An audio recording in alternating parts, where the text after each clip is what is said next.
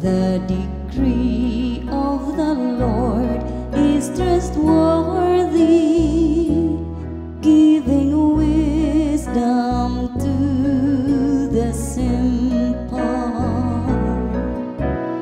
Lord, you have the words of everlasting life. The precepts of the Lord are right, rejoicing the heart. The command of the Lord is clear, enlightening the eye.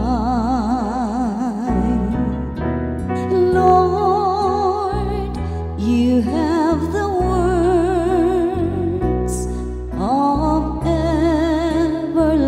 everlasting life.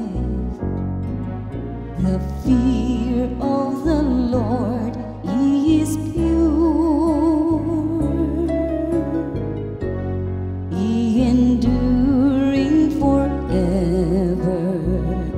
The ordinances of the Lord are true, all of them just.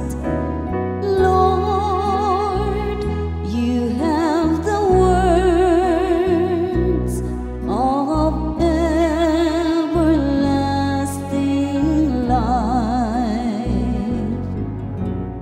They are more precious than